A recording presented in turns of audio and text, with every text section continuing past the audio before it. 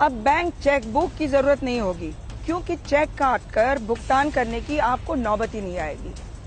नहीं जरूरी होगी बैंक की पासबुक कि आपको पैसे का हिसाब किताब रखने में सुविधा होगी, वैसी नौबत ही नहीं आएगी। अगर मैं आपको कहूं कि अब बैंक ही नहीं रहेंगे जिसको आप बैंक समझते हैं, तो आपको हैरानी होगी, डर भी लगेगा। कल्पना कीजिए बैंकिंग सर्विस के समानांतर एक नई व्यवस्था आ जाए, जिसमें ना तो वकील की जरूरत, ना ही अकाउंटेंट की, ना बैंकर्स की, ना इमिग्रेशन अधिकारियों की, ना ही सरकारी अधिकारियों की, और देश में ट्रांजैक्शन जारी रहे। जी, ये वर्चुअल करेंसी का खेल है और दुबई इस टेक्नोलॉजी से जुड़ चुका है और 2020 तक उसकी पूरी ट्रांजैक्शन वर्चुअल यानी ब्लॉकचेन टेक्नोलॉजी पर ही अटकेगी। डिजिटल पासपोर्ट के जरिए दुबई इंटरनेशनल एयरपोर्ट पर ब्लॉकचेन सिक्योरिटी मिलेगी। तमाम रियल एस्टेट या संपत्ति से जुड़े ट्रांजैक्शन ब्लॉकचेन के जरिए होंगे। किराए से लेकर टेलीकॉम बिल तक आप ब्लॉकचेन के जरिए जमा कर पाएंगे।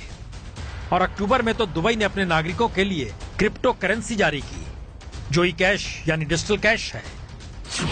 क्रिप्टो करेंसी का मतलब है ट्रांजैक्शन के लिए कोई मिडिलमैन नहीं चाहिए। माइक्रोसॉफ्ट, IBS, सिस्को और क्रिप्टो सरीखे 46 कंपनियां ब्लॉकचेन टेक्नोलॉजी से जुड़ चुकी हैं।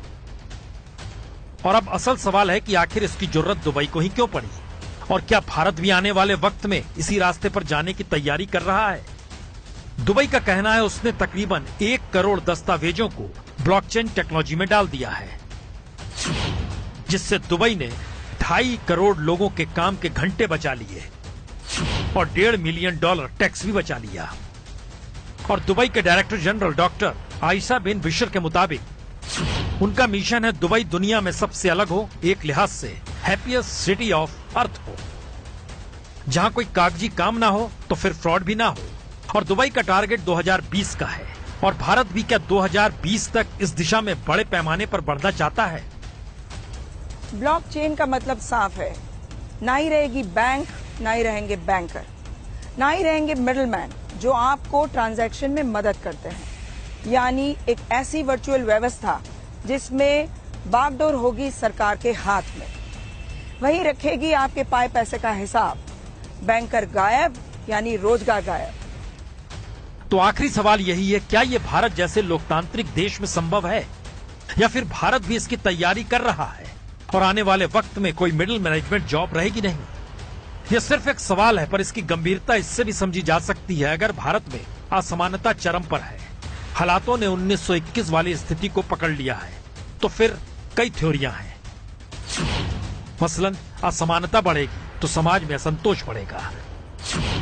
असंतोष करप्शन से लेकर लूटपाट की स्थिति भी बनाएगा, और पैसे वालों को राहत के लिए ब्लॉकचेन टेक्नोलॉजी फिट बैठती है। और आखिरी थ्योरी यही है, जब ब्लॉकचेन ट्रांजैक्शन शुरू हो जाएगा तो फिर किसी तरह का कोई फ्रॉड होगा भी नहीं। पर सवाल तो यह है, भारत जैसे 125 करोड़ के देश में ब्लॉकचेन टेक्नोलॉजी का मतलब करोड़ों लोगों को बेरोजगार करना भी होगा। तो क्या भारत इस दिशा में बढ़ेगा?